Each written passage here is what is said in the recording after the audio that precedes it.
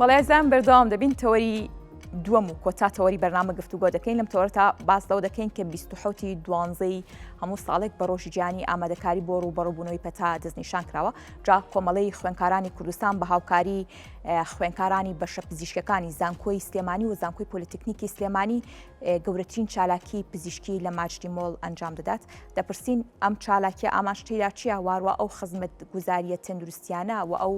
ڕێنماییانەی لەم چالاکیەدا پێشکەش بە ئامادەبووان لەوێ دەکرێت چین تایبەت بە ناوڕۆکی چالاکیەکە و زانیاری زیاتر لەسەر ئەم کارە چێنەرفوات یاریدەدەری سەرپەرشتیاری پرۆژەکان لە کۆمەڵی خوێندکارانی کوردستان میوانی بەیانی کورسار نوێزن. کاک چێنەر سپاس بۆ ئامادەبوونی بەڕێستان بەخێراتی. زۆر سپاس میرەما خانم، کاتی باش چاوەکەمشی. دەمەوێت دەستپێک لەوە بێت کە ئامانج لە سازکردنی ئەم چالاکیە چییە؟ زۆر سپاس بۆ ڕەساندنی ئەم دەرفەتە. ئاماژ لە کردنی ئەم چالاکیە بە بۆنەی ڕۆژی جیهانی ئامادەکاریە بۆ پەتە کە ئەم ڕۆژە لە دوای ساڵی 2020 لە دوای کۆرۆناوە لەلایەن وڵاتی نەتۆ یەکگرتووەکانەوە دیاری کراوە بۆ هۆشیارکردنەوەی خەڵکە دەربارەی نەخۆشیەکانی ئەنفلۆنزا و پەتا و ئەو نەخۆشیانی کە بەهۆی ڤایرسەوە تووشەوێ کە بەڕاستی هۆشیاریەکی زۆر کەم هەیە. ئەمەش تەجروبە کرا لە کۆرۆنایە. ئێمە هەر خۆمان بۆ نمونە خوێندکارانی زانکۆ وەختی خۆی 2019وانە تۆزە گاڵتەمان لێ هات کە باسی کۆرۆناکرا ئەمە چیە لە چینەوەی و ناگا بێ ئێمە یان بۆ منە کۆمەڵە پروپاگەندەیە و درێژە ناکێشێ و ئیلا ئاخریهی، بەڵام ئەمە ناهۆشیاری بوو و دوای ئەوەش ئەنجامەکەمان بینی کە لە ماوەی 1-2 مانگی دوای 2019 لە مانگی 1-2 ساڵی 2020 هەموو عالم لۆکداون بوو، هەموو عالم کرایە کەرەنتینەوە و هەموو دنیای گرتەوە و کاریگەریەکی زۆر زۆریشی کردە سەر هەموو لایەنێکی ژیان و قوربانێکی زۆر زۆریشی لێکردەوە لێکەوتەوە کە ئەمەش زیاتر ئەگەڕایەوە بۆ ناهۆشیاری وەزایدەن ئەو گاڵتە پێکردن و ئەو تەنز ئامێزانی کە ئەکرا دەربارەی خۆ ئامادەکردن بۆ یاخود خۆ پاراستن بووی. لەبەر ئەوە وڵاتی نەتۆ یەکگرتووەکان بیری لەوە کردەوە کە ڕۆژێک دیاری بکات بۆ هۆشیارکردنەوەی خەڵک دەربارەی ئەمە لە ڕێی چالاکی زانستی و پەروەردەیەوە کە بیگەێنێت بۆ خەڵکانی کە لە دەرەوەی فیلدەکانی لە دەروی بارەکانی پزیشکیدان. باشە، چالاکیەکە کۆمەڵی خوێندکارانی کوردستان ڕێکی خستۆ و هەڵبەتە خوێندکارانیشی کردووەتە سنتەر. گرنگی ئەم بابەتە بۆچی؟ لەبەر ئەوەی جگە لە هۆشیارکردنەوەی خەڵک و گەیاندنی پەیامە پزیشکەکان بە شێوەیەکی زانستی و دروستی ئەشمانەوێت کە پارە بە تواناکانی خوێندکار بین. واتە لەو بوارانی کە خۆیان هەیەە ئێستا بۆ نمونێ ئێمە لەگەڵ سەرجەم کۆلێژەکانی زانکۆی سلێمانیە پزیشکەکان قسەمان کردو و گفتوگۆمان کردو بابەتمان حاضر کردو کە بیگەێنین بە خەڵکی وەزایدەن زانکۆی پۆلیتەکنیک بە هەمان شێوە و هەروەها پەیمانگای پۆلیتەکنیک بە هەمان شێوە کە سەر بە زانکۆکەیە و بەشێکی زانکۆی سلێمانیش لە کەمپی تازە هەموو ئەم بەشانەمان کۆ کردوێتەوە لەبەر ئەوەی لە کۆمەڵی خوێندکاران بە خۆشحاڵیەوە ئەمێ بیر لە یەک تەندروستی یاخود تاک تەندروستیەکەینەوە. پێمان وایە کە جگەل لەوەی کە پێویستەکات بۆ منە مرۆڤ تەندروست بێت، پێویستەکە ئاژەڵیش تەندروست بێت، پێویستەکە ژینگەش تەندروست بێت لەبەرەوەی لە کۆتاییە ڕەبتیان هەیە بەیەکەوە ئەم با بڵین سێ کوچکەیە و هەر کامێک لەمانە کە ناتەندروست بێ یاخود کێشەیەکی هەبێت کێشە بۆ سێکتەرەکی تر و بۆ کۆمەڵگاکی تریش دروست دەکات بۆ بەشەکەی تریش دروست دەکات. لەبەر ئەوە بیرمان لەوە کردوەوە کە بۆ نمونە لە کۆلێژی زانکۆی سلێمانی جەماعەتی ڤێتەرنەری بێن و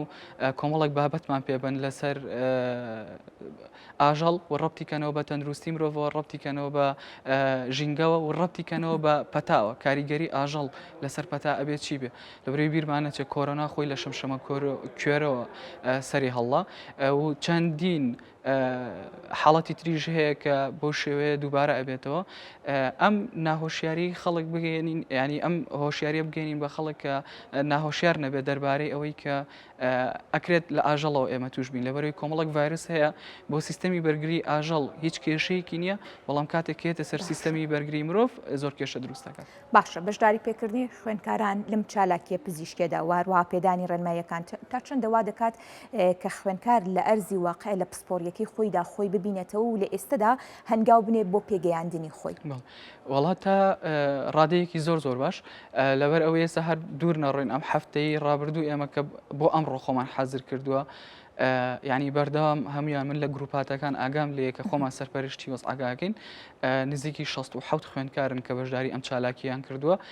لە گروپەکان ئاگام لێ کە بابەت بۆ یەکە نێرن و یەکتر ئاگادارەکەنەوە لە ئەبدەیتە تازەکانی زانست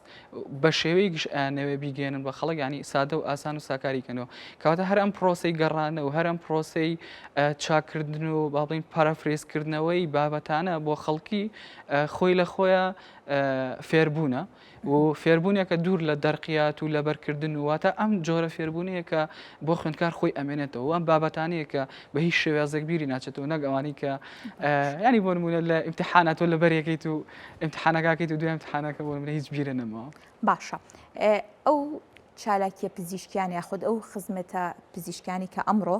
لە چالاکیە پزیشکیەکە پێشکەش بە هاوڵاتیان و کەسانی کە لەوێ ئامادە دەبن پێشکەش دەکرێت چی؟ ئەم چالاکیە دابشکراوە بەسەر دوو بەشە. ئێمە بیرمان لەو کردووە کە ئەگەر هەر هۆشیاری بین بە خەڵک ڕەنگە بێزار بێ هەر قسەی بۆ بکەی قسەی بۆ بکەی لەبەرەوە بیرمان لەوە کردەوە کە